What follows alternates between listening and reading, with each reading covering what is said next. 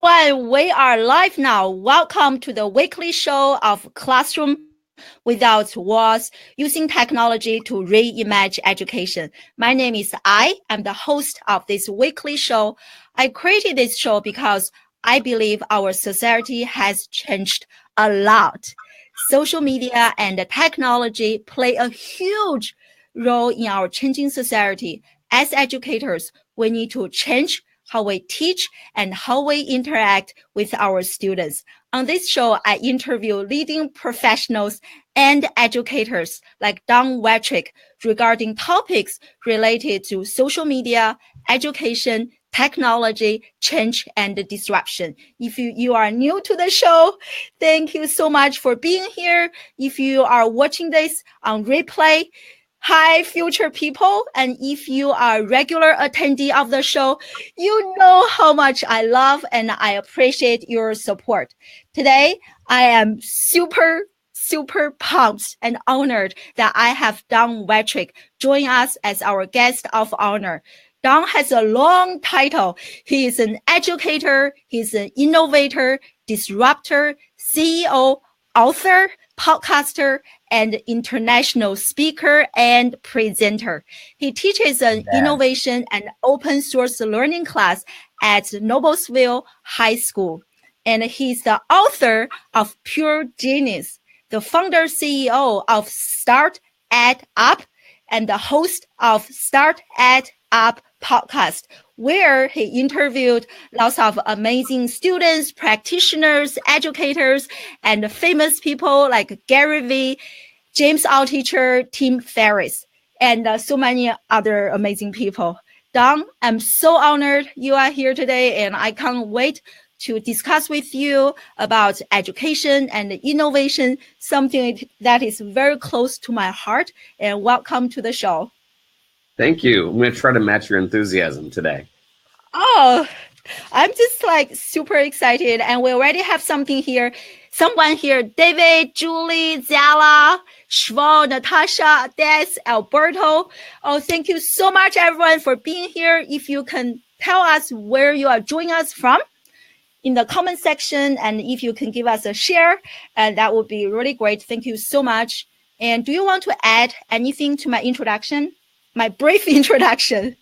Yeah, I'm a husband and the father of 3, so that's my best title for sure.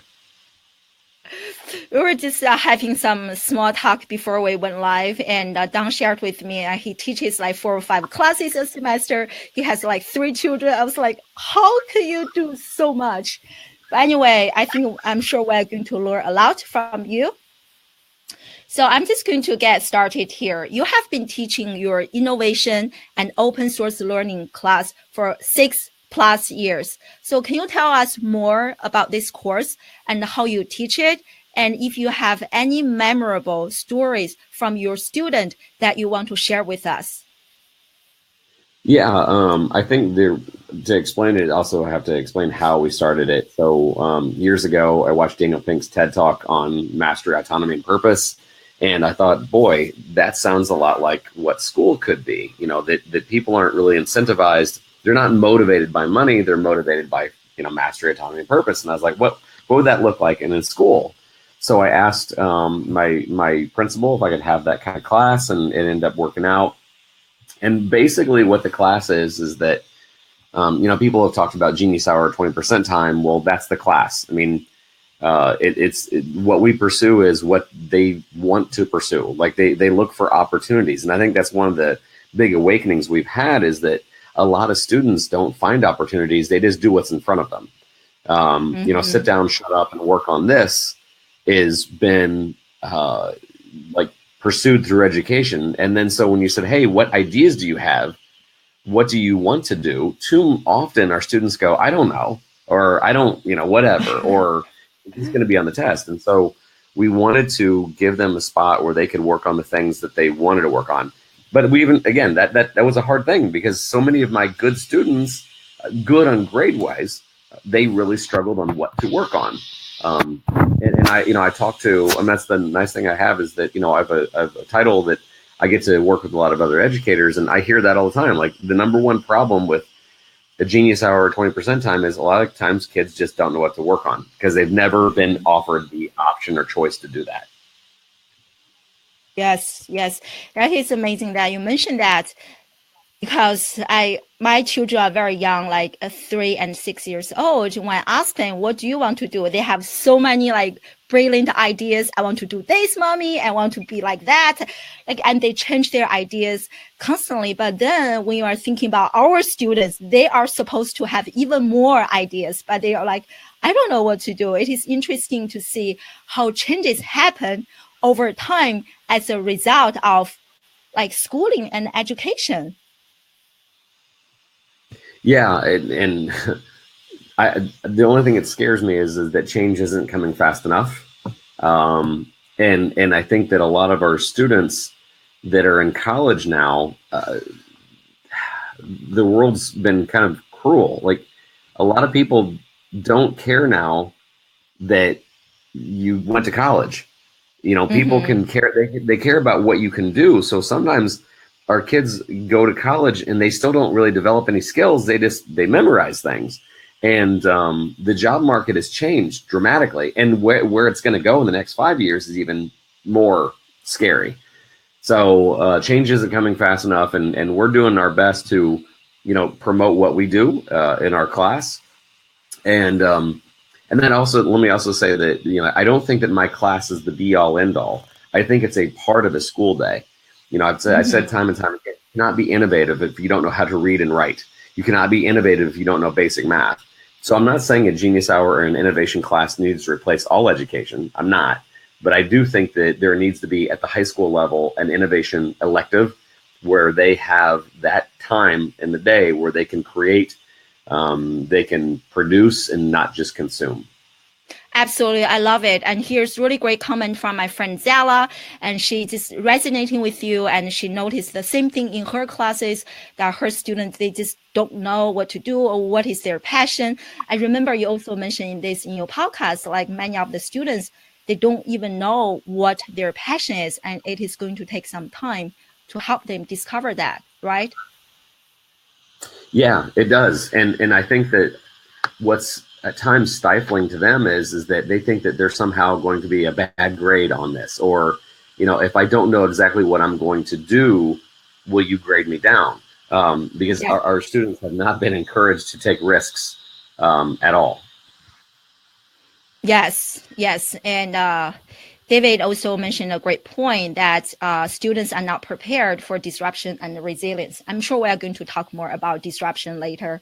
And do you have like one memorable story from any of your students that you want to share with us, Dong? Well, unfortunately, I have about 500. But like in the beginning, the first year, I'll always remember this. The first year, I asked some kids to be in the class, and they were all very good grade students, which was a problem. And I'll always remember there's this sweet girl, and the class was, what do you want to work on? And so she was struggling. And so she came up to me and she was trying not to cry. She's like, Mr. Wettrick, tell me what to do. And I said, what do you want to do? She said, oh, no, don't say that. She says, I don't like this class anymore, and I don't like you. If you just tell me to write an essay, I will do so good. And that scared me because she didn't want to have a choice. She wanted to tell me what I wanted to hear.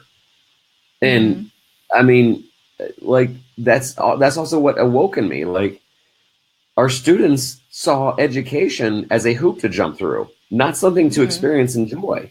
Like this class should be fun. It's about what you want to learn.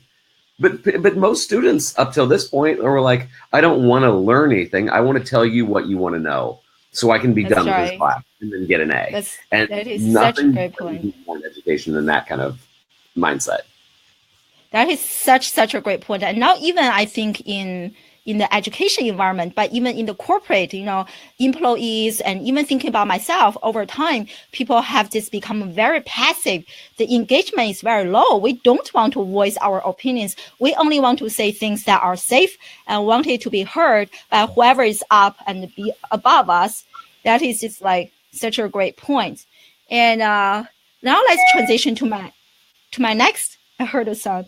And to my next question, how did you manage to create this really disruptive and innovative space within a traditional high school environment? And how do you think we can learn from you to start, initiate, and implement innovation within our traditional working environment? I think that is what is very challenging for me and probably many people in the audience.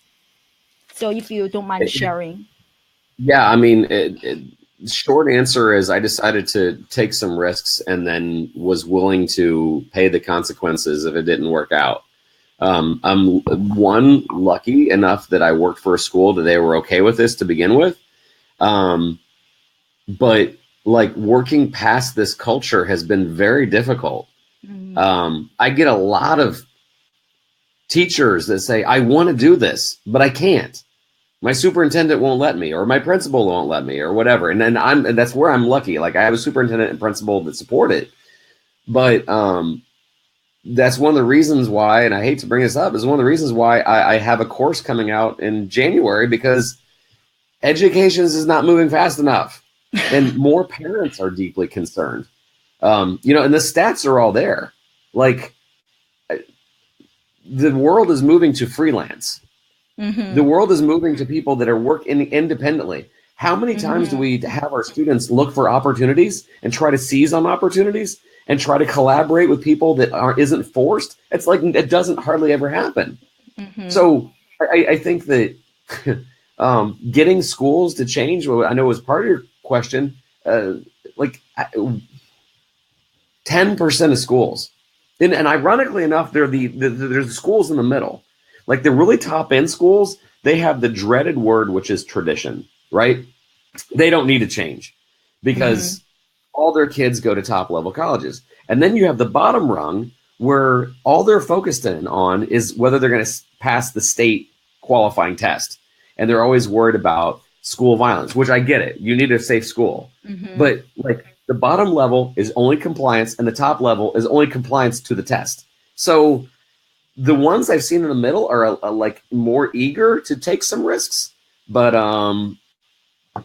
it's frighteningly slow. And I think actually one of my top podcasts I think it was like 5 weeks ago, and I admitted I'm somewhat angry at this point because while we talk, and actually this was another thing that I interviewed Gary Vee, and he says while we wait for education to change every 10 years. Well, what about the kids in the next 9 years? I mean, like, are you satisfied with that? Are you happy that, and I'm not. So something's got to be done, and it's got to be done now. And I know for my children and then my students, because I love them, like they're my own, well, mostly, like I want what's best for them. And them getting a well-rounded education for the rest of the day is great, but them working on emerging trends, them looking out what we need to do, them looking for opportunities in small things, them listening to people and observing and finding out pockets of innovation, that's what I want them to do. Yeah. Wow, that is so amazing. I love everything you mentioned, especially like students are engaging in like independent learning and collaborative learning on their own. And if you just look at like Khan Academy, there are so many like alternative learning platforms that students, if they want, they don't have to go through this traditional like route of education that takes forever to change. And we have a question here from Zala. Can you see the comment on the question on the screen, Don? Okay, what role good. do you think educators have? Yes. So do you mind answering the question? I think that as long as they're supported by as long as they don't fear that their job is going to be gone, they are catalysts. But this is why, like a superintendent and a principal are either like I've seen two different ways. I've met with rock star principals and superintendents, and then they can't get their teachers to want to be innovators. Or I've been to schools where they have innovators as teachers, and the superintendent or principal is like, no, we're not going to do this. The truly powerful schools, and I've seen some, is like when you have that both, the superintendent and the principal are both awesome, and the teachers are awesome.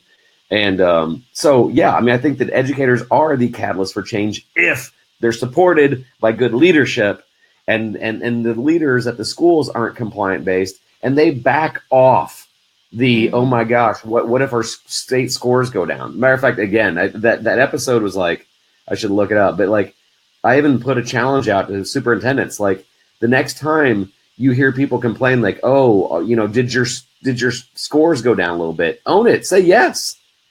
Like I would be proud if my school's scores went down a little bit. I mean, not shockingly, because if you tell people in the town, like, why did they go down? Because the memorizing stuff doesn't matter. Like, you know, of course it went down. We're not taking the test anymore. In my humble opinion, I think that you would get more people going, wait, that's awesome. I think the school would benefit if your superintendent would take a stand like that. And I know if I were a teacher, if somebody were bad mouthing my school, like, oh, I saw your SAT scores went down. Yep, sure did. Because you know why? We were working on project-based stuff. We were working on community service. We were working on inventing. We were working on being entrepreneurial. To hell with your tests. That is amazing, everyone. That's why I love his content, his stuff so much. We absolutely need more. You're just amazing. And by the way, I highly recommend this documentary. I discovered this late, Most Likely to Succeed. If you haven't watched this, I highly, highly recommend. Definitely check it out. We have another great question from Julie. And she's just commenting, like, many of our students, and after the traditional many years educational system, they are being very risk aversive. So how do you help them to embrace risk? I mean, I'm going to give you the stereotypical answer and say, give them a safe place to fail. And that's like true.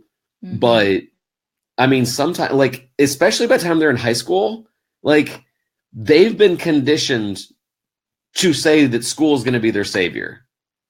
You know, if I just get into my favorite college, everything is going to turn out okay, which is complete crap. No. Because, I mean, like, all you have to do is freaking Google the data, right? Like some of the jobs that we've always counted on are going to be gone in 10 years, lock, stock, and barrel. So sometimes I just point them to that. And other times I just say, you know, like, let's have fun. Let's learn. Let's experiment. And then when I grade them on their reflection, when I grade them on how they're progressing, not if it works, because I have kids that's like, oh, I'm going to build an app. Freaking apps are hard to build. So if a kid like builds something, it's not working right, I'm like, awesome. Where did it go wrong? If they can reflect and find out what they did wrong, or if they do it for 2 weeks and go, I hate writing apps, like, don't do it anymore. Like, you may have gone to college and majored in app writing, right? And now you discovered you don't like it. My job is good. Like, I've showed you, like, how many people changed their majors in high school? Answer is like 80%. So if you're discovering things you don't love, awesome, we're good. Once you get them over that fear, now they're dangerous. They're also dangerous because they make their mom and dad mad, because then they start questioning everything. They'll start questioning their other teachers. They'll start questioning their mom and dad, which in some ways I dig, but in other ways I have 3 children of my own, so I understand. Like, there's sometimes like, just do it because I said so, and then these kids are like, why? So, I mean, you have to take the good with the bad, but I like kids that question. I like kids that want to take those risks, and then just realize that, like, thank you, Zella, like, I'm wanting them to know that the worst thing that can happen right now is that they live in their parents' house a few more years. Like, take your risks now, because, like, I'm 45 years old and I'm still taking crazy risks, and I have 3 kids and a wife that loves me. But it's worth it. If I was 17, I'd be taking way more risks, way more, because it's time to do it now. And of course, every now and then I get some parents that are mad at me, like, hey, my son was gonna do this and it was safe. And I'm like, you know what? Fine. If you want your kid to be like everybody else and do it the same way like everybody else, good for you. I cannot look in my own children's eyes, and I cannot look at them and say, boy, Ava, boy, Anna, boy, Grant, I hope you make somebody else's dream come true. I hope you work really hard so somebody else can look better. No, no, no, no. My kids and my own students, I want them to at least right now take that risk to bring value to others instead of bringing value just to one other person or a company. And then there's nothing wrong with working in a company if that's what you eventually choose to do. But at this age, hey, I got a snarky little Twitter comment 2 days ago, and they said how moronic that I was. And I said, well, why is that? And they're like, well, you think innovation and entrepreneurship are so great. Not everybody should be an entrepreneur. I'm like, absolutely. Not everybody should be an entrepreneur, but everybody should think like one. Everybody. Because if you don't take care, well, everybody, because an entrepreneur, it's all your fault. If something's not working out, it's not the market conditions, it's not the president, it's not the politicians, it's you. And when more people take responsibility for themselves and they find ways to make it work and they pivot and they try hard, if you can all think like that, we're living in a much better world. Oh my God, I just love everything you mentioned. I can feel the passion, the anger, everything. It's confused as anger, and it's. I try not to be angry, but I'm scared. I'm scared about what we're not doing. So, anyway, me too. Yeah, and we have quite a few innovators in the audience. Like, for example, my friend David, he just quit his full-time job and started his consulting business, and he's truly amazing. And Shval here is just validating what you were saying earlier, how students, they were being brainwashed. They think that if they go to that top school, everything's going to be fine. Not, the system is not going to take care of you. You have to take care of you, as everything you mentioned. And just like so many great points here, and validation. I think you and I, we discussed this, how our school is not engineered to reward like mistakes or failures. Even myself, as you mentioned this, I just gave my students a bad grade for a mistake they made. But now I'm definitely going to revise my practice in the classroom. Well, I mean, there's also a pushback on that. Like every now and then, when you say, like, I try not to focus too much on grades. And then if you don't, then sometimes it can get, they'll take advantage of it. So every now and then students still need to, like, the dangling carrot is still going to be the grade every now and then. And by the way, it was episode 105. Hey, what's up, Jeremy? Hello, Dorothy. Yeah, Jeremy's here. Yeah, thank you so much for being here, Jeremy. And Julie has another. You guys have so many questions. I don't really need to ask any of my questions anymore. So this is Julie's question. She asked if students have with or without staff and transition as well. I like it, honestly. I hate to say sound wishy-washy, Julie, but it depends on the child. I've had some kids that they don't do school, but they're smart as heck, and they don't need my help. And then I have some kids that have a straight A, and I need to hold their hand every ounce of the way. And I've had some kids in between. But like the thing that I like about having a class is that kids are no different from adults. We say that we're going to, this January 1st, we have this thing called the New Year's resolution, and we're not going to do it. Why? Because no one's holding us accountable. No one's there to help set goals. No one's there to, and so the class that we're providing is, you're being accountable. Like, I'm going to hold you to what you said you're going to do. So for those reasons, I love the class. And your average 15, 16, 13 or 14-year-old has a hard time following through on that. Yeah, absolutely. And Zella had another really great comment here. And I really love how she mentioned, like, there's so much more to this, such as critical thinking, empathy, and so much more. This also reminds me of what Jeremy was mentioning. Like a few weeks ago, he said that people in his generation, they are very disconnected, hyper-connected society. And somehow that sentence is like really stuck with me. And I love how Zella mentioned here, empathy. And we really need to teach students that, even though we're in this like digital space, and even being vulnerable, and just embrace the failures, being who you are, being authentic and holistic. And yet, and I'm sure Jeremy will agree with this, there's never been a better time to be a student. Never. And if you are doing something amazing, tomorrow your project can go viral.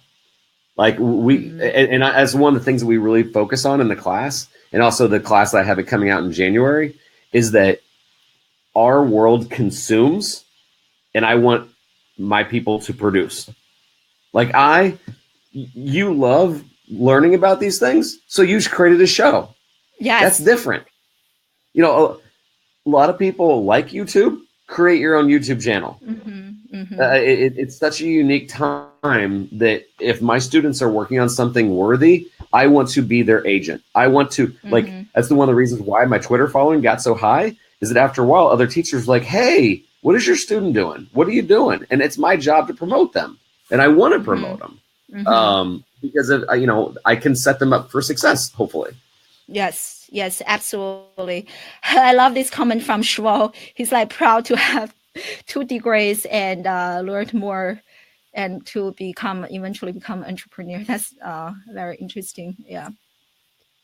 2.89. Awesome. Dorothy's here. Oh, thank you so much for being here. And as we're talking about innovation here, and I just want to ask you, how do you think the digital revolution is going to disrupt our education space? And how, most importantly, how can we stay prepared as educators? Yeah, this is where Gary and I differed. So I don't think that the in-person experience will ever go away. Isn't it funny that there's a YouTube convention, that there's a podcasters convention? People still long to be in person. So this whole thing of we're going to take everything online, I just don't see it. At least I hope not, because I don't want to get that disconnected. I think that, like the flip model learning, the people learning a little bit online, as long as you can get together. So in my opinion, the big change is seeing the school as an innovative incubator, right? There's a startup space. You can learn how to do several things, but then when you get together, you can collaborate, and not the freaking collaborative turn to your neighbor and pair up. I'm talking, which is okay every now and then. I'm talking about coming to school and collaborating with people on various things. I'm going to steal this, but it was in Linchpin by Seth Godin, and he said,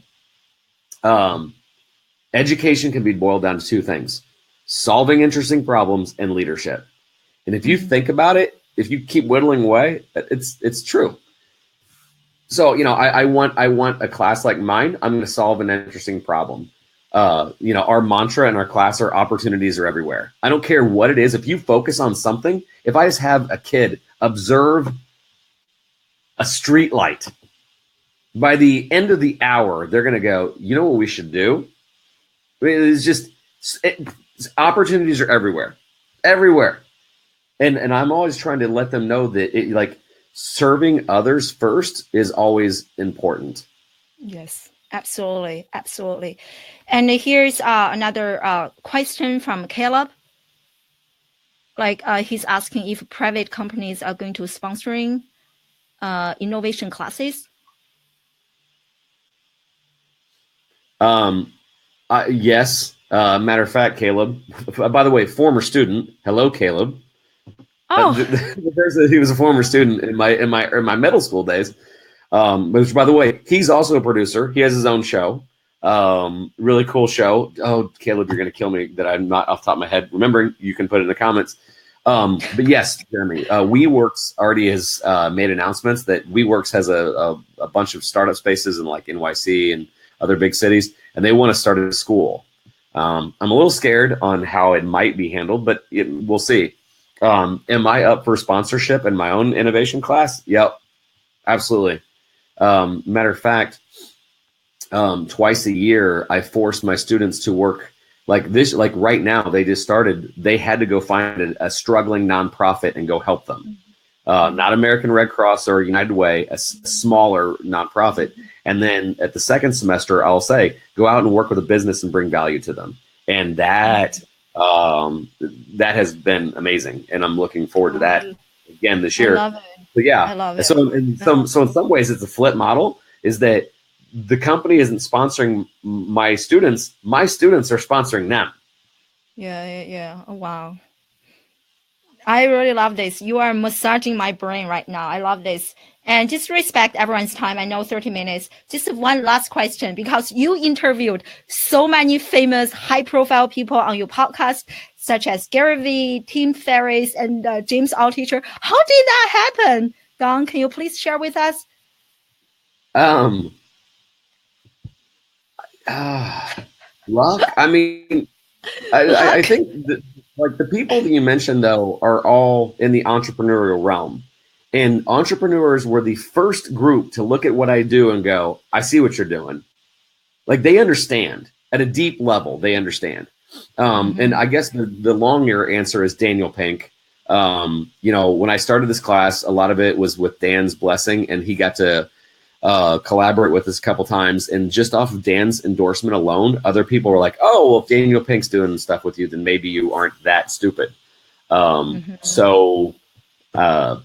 Yeah, I think that helped. And then as we whittled away, we just kept, like, I don't know, like some of the people I have coming up are amazing as well. So it's just, if you get this guy, then that guy will fall. And then if you get this guy, then this guy will say yes. And then, I shouldn't say guys. I've interviewed them as well. But yeah, I just think that the entrepreneurial crowd gets what we do. Yeah, I highly recommend. I have been like binge listening Don's podcast ever since I discovered him. It is just truly, truly amazing. You should definitely check out the episode with Gary Vee, and really lots of insights and things to push you to think. My personal favorite is episode 2. Oh, I thought you could go back. That is with Jeff Hoffman. He was the co-founder of Priceline.com, and that episode blew me away. Okay, I'm definitely going to listen to second episode today. So just to wrap up. If you want to be like offended a little bit, the one with Tucker Max, boy, that made a lot of people mad.